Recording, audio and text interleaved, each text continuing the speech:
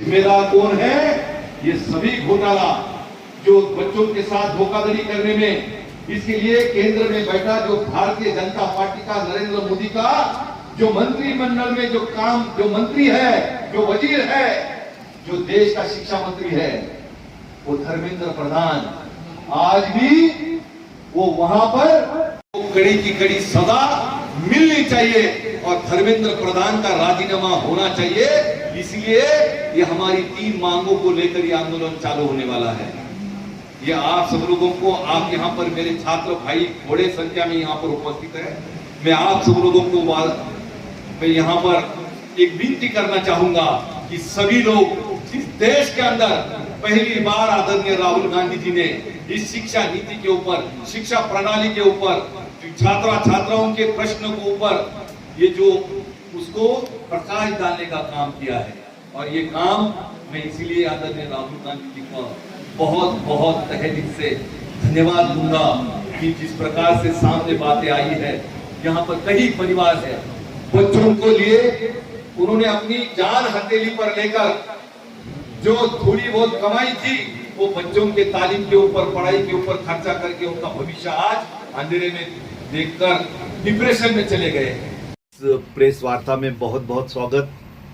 आज की इस फरीदकोट में जिला कांग्रेस कमेटी के माध्यम से जो प्रेस वार्तालाप का जो आयोजन किया गया है, यहाँ पर उपस्थित जिस प्रकार से आप अभी सुन रहे थे कि पंजाब प्रदेश कांग्रेस कमेटी के माध्यम से जिनको इस फरीदकोट जिले में डिस्ट्रिक्ट कोऑर्डिनेटर के तौर पर जो छात्रों की गूंज का जो प्रोग्राम आज प्रेजेंटेशन का किया गया, वो डॉक्टर दहिया जी, यहाँ पर उपस्थित हमारे जिला प्रधान बब्बू बरार जी, हरदीप किंगरा जी और सभी वरिष्ठ नेतागण यहाँ पर उपस्थित है।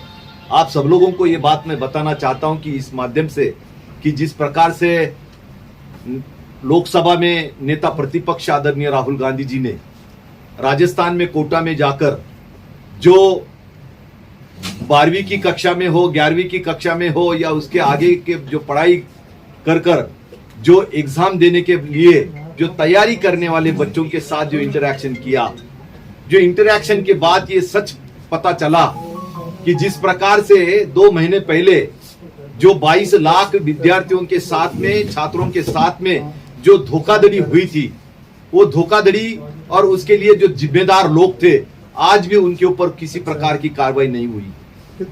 इसके लिए जो जिम्मेदार पाए गए हैं उसके ऊपर क्या कड़ी से कड़ी कार्रवाई होगी, इसके लिए उनके पास कोई दिशा निर्देश नहीं है।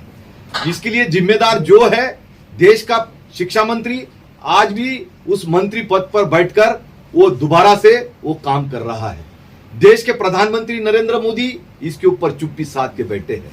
मैं इस प्रेस वार्ता के माध्यम से आपको बताना चाहता हूं कि आदरणीय राहुल गांधी जी ने जिस प्रकार से इन छात्रों का दिल का दर्द, दुख और उनके पेरेंट्स का दर्द समझने का प्रयास किया और इसमें ट्रांसपेरेंसी लाने का जो वादा उन्होंने किया है कि सच मायने में मैं बताऊं कि 22 लाख विद्यार्थियों के साथ जब नीट के एग्जाम का पेपर लीक होता है, वो लीक करने वाले अगर कोई है तो जिस प्रकार से नेशनल टैलेंट एजेंसी जो है कि जो 2017 में जिसका अपॉइंटमेंट केंद्र सरकार के माध्यम से किया गया था, उसी के हिस्से और इसका पार्ट जो बने हैं लोग, उन्होंने ही इस पेपर को लीक करने का काम किया।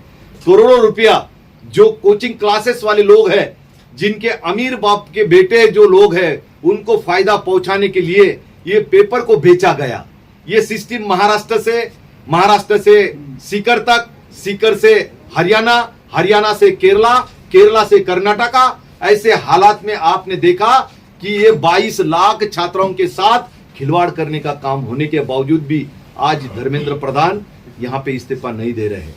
मैं आपके माध्यम से ये बात बताना चाहता हूं कि आज देश में पहली बार शिक्षा नीति को लेकर चर्चा हो रही है। परीक्षा नीति किस प्रकार से होनी चाहिए, इसको लेकर चर्चा हो रही है। और चर्चा करने वाला अगर कोई व्यक्ति है तो वो देश के नेता प्रतिपक्ष लोकसभा राहुल गांधी जी है। ये राहुल गांधी जी के माध्यम से ये आवाज जब उठाई गई, तब देश के हर एक कोने से छात्राएं जो उनके छात्र संगठन के माध्यम से, यहाँ पे स्टूडेंट ऑर्गेनाइजेशन के माध्यम से यहाँ पर आंदोलन कर रहे हैं। लेकिन टस नमस जो गूंगी भैरी सरकार है, जिन्होंने खोखले वादे किए थे, जिस प्रकार से 2014 के पहले 16 मई 2014 के दिन जो नरेंद्र मोदी, आरएसएस, बजरंग दल, विश्व हिंदू परिषद, ये संगठन के छुपे माध्यम से जो भारतीय जनता पार्टी ने सत्ता हासिल की थी, आज उन्होंने जो वादे किए थे उस वादों से वो मुकर चुके हैं। आज ये बच्चे जिस प्रकार की जो फैक्ट हमने यहां पे रखी कि अगर 3000 मान लो कि 3000 विद्यार्थी छात्र अगर एग्जाम के लिए अपियर होते हैं तो वहां पे एक बच्चा सिर्फ नीट के एग्जाम में पात्र होकर उसको सही मायने में एडमिशन मिलता है। बाकी लोगों का क्या है? देश की ये जो परीक्षा नीति, ये शिक्षा नीति बनाने वाले जो लोग हैं, सिर्फ इंजीनियर, डॉक्टर, वकील, आईएएस, आईपीएस और इसके बारे में, इस एग्जाम के बारे में बात करते हैं। लेकिन बाकी जो लोग हैं, जो गरीब परिवार के जो लोग हैं, उनके बच्चे जो है, उन्होंने क्या करना चाहिए, उनके लिए क्या व्यवस्था होनी चाहिए, ये किसी भी प्रकार की नीति उनके पास नहीं है। इसीलिए कांग्रेस पार्टी ये आने वाले समय में ये परीक्षा नीति में बदलाव लाने के लिए आने वाले समय में हम सवाल पूछने जा रहे हैं कि आप जो भी एग्जाम कंडक्ट करोगे उसका एक शेड्यूल, उनका एक कैलेंडर ये होना चाहिए। एग्जाम कब होगी, उसका रिजल्ट कब लगेगा, उसकी अपॉइंटमेंट कब होगी, छात्रों को किस प्रकार की फीस होगी, फीस का स्ट्रक्चर किस प्रकार से होना चाहिए, ये बात की होनी चाहिए। दूसरी मांग जो है 89 टाइम्स अगर ये परीक्षा के पेपर में अगर घोटाला होता है, स्कैम होता है, पेपर लीक होता है, इसके लिए जो कमिटी अपॉइंट की गई, दोषियों को दोषी करार दिया गया, लेकिन अभी तक उनको कोई सजा नहीं हुई। लेकिन उसके पीछे के जो सूत्रधार कौन है? ये जो लोग नेशनल टैलेंट एजेंसी के माध्यम से जो काम करते हैं।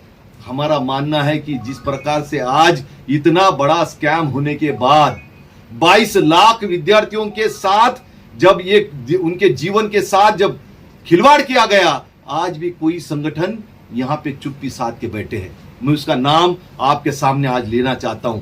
कभी 22 लाख छात्राओं के नीट के एग्जाम के बाद जब नीट की एग्जाम के पेपर लीक हुए, उनके एग्जाम दोबारा से करने का प्रयास हुआ, आज तक आरएसएस, बजरंग दल, विश्व हिंदू परिषद और भारतीय जनता पार्टी के स्टूडेंट ऑर्गेनाइजेशन के माध्यम से इसके बारे में आवाज, आंदोलन, कहीं बात को उजागर नहीं किया गया।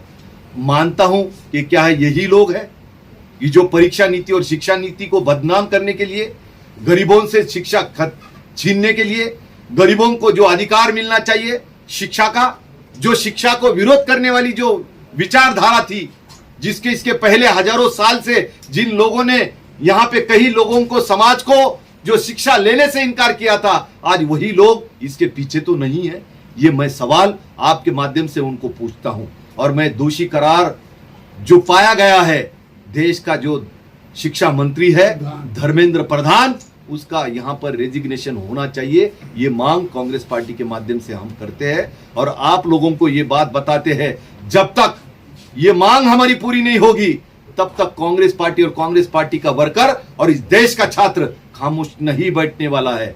ये बात भी आपको मैं बता देता हूं कि आने वाले 30 तारीख को कल हर एक तालुका कचहरी पर, जिला कचहरी के ऊपर स्टूडेंट जाएंगे, अपना रिप्रेजेंटेशन देंगे। आने वाले 1 अगस्त को यहां पर देश के हर एक कोने में यहां पर जिला कचहरी के बड़ा आंदोलन होगा। और 9 तारीख के दिन, 9 अगस्त को, जिस प्रकार स्वतंत्रता पूर्व कार्यकाल में 9 अगस्त के दिन इस देश की आजादी मिलने के लिए जो चले जाओ का आंदोलन पुकारा गया था, और वो चले जाओ का आंदोलन जिस दिन पुकारा गया था, आज उसी दिन का हमने चुना है। और 9 अगस्त के दिन दिल्ली में एक विशाल रैली कर ये जो मांग जो हमने रखी है, ये जब तक पूरी नहीं होगी, इस देश के अंदर एक इतिहास रखने का काम हम करने वाले। यही बात आपके माध्यम से हम यहाँ पंजाब में किस तरह का आंदोलन करेंगे? जिस प्रकार से हम हर एक जिले में डिस्ट्रिक्ट कलेक्ट्रेट के सामने धरने प्रदर्शन आयोजन करेंगे। आज हमने एक हॉल में यहां पर जिस प्रकार से पेरेंट्स को, टीचर्स को, प्रोफेसर को, लेक्चरर को यहां पे बुलाया गया था, आज सही मायने में इसमें लैकुन्स क्या है, कमियां क्या है, किस प्रकार की ये नीति करप्ट हो चुकी है, जो इस पार्ट, जो ये सिस्टम का करप्ट पार्ट कौन बने हैं, ये बातें हमने आज बताए हैं और इसको लेकर उसको जाकर लोगों के बीच उजागर कर रहे हैं और इसका सपोर्ट हम लेने का प्रयास कर रहे हैं। आपको उम्मीद है सरकार आपकी आवाज एक्सेप्ट करेगी? जिस प्रकार से आज ये तो संवेदन शून्य है, गूंगी बहरी सरकार है। मैंने बताया कि कांग्रेस पार्टी के कोई मंत्री हुआ करते थे, अगर रेल का एक्सीडेंट होता था तब रेल मंत्री पद से इस्तीफा देते थे। दिल्ली में बॉम्ब स्फोट हुआ, जब दिल्ली के बॉम्ब स्फोट होने के बाद कांग्रेस पार्टी के होम मंत्री पद पर जो हमारे शिवराज पाटिल चाकुरकर हुआ करते थे, उन्होंने विजिट देने समय सिर्फ ड्रेस बदल गया, कपड़े बदले, ये आरोप उनके ऊपर हुआ, उन्होंने देश केंद्रीय गृह मंत्री पद का इस्तीफा दिया। महाराष्ट्र के मुख्यमंत्री पद पर जब विलासराव देशमुख हुआ करते थे, जब मुंबई में जब बॉम्ब स्फोट में हमला हुआ, तब जाके एक उन्होंने जहां पर हमला हुआ उसकी विजिट करते समय एक फिल्म का प्रोड्यूसर उनके साथ में था। इस प्रकार का आरोप जब उनके ऊपर किया गया, उन्होंने मुख्यमंत्री पद का इस्तीफा दिया। जब महाराष्ट्र के उप मुख्यमंत्री थे, जब 26/11 का हमला हुआ, तब उनके प्रेस में उन्होंने कहा था कि बड़े बड़े शहरों में छोटी छोटी वारदातें होती है, इस प्रकार की बात उन्होंने कही थी। उसके ऊपर आरोप हुए तो आर पाटिल नाम के उप मुख्यमंत्री गृह मंत्री ने इस्तीफा दिया था। ये कांग्रेस पार्टी के हमारा इतिहास है। लेकिन आज इतने बड़े स्कैम होने के बावजूद यहां पर कोई भी भारतीय जनता पार्टी का मिनिस्टर, नेता, प्रधानमंत्री, शर्म आनी चाहिए प्रधानमंत्री जी को, जो नरेंद्र मोदी देश का प्रधानमंत्री है, जो सिर्फ आपके टीवी रेडियो पर आकर मन की बात कहते हैं, आज लोगों के बीच जाकर दिल की बात सुनो। आज देश के युवा परेशान हो चुके हैं। देश के युवाओं को आपने 2 करोड़ रोजगार देने का हर साल का वादा किया था, ये मुकर चुके हैं। इनके उसमें कोई संवेदना नहीं है। लेकिन हम लोग राहुल गांधी जी के सिपाही है। राहुल गांधी जी जो भी बात कहते हैं उससे वो मुकरते नहीं है। राहुल गांधी जी ने इस मिशन को अपने जीवन का मिशन कहा है। ये जब तक ये रिजल्ट नहीं आएगा, इस शिक्षा प्रणाली को दुरुस्त नहीं किया जाएगा, तब तक हम खामोश नहीं बैठने वाले। ये वादा भी हम आपके माध्यम से यहां पर करते हैं। धन्यवाद।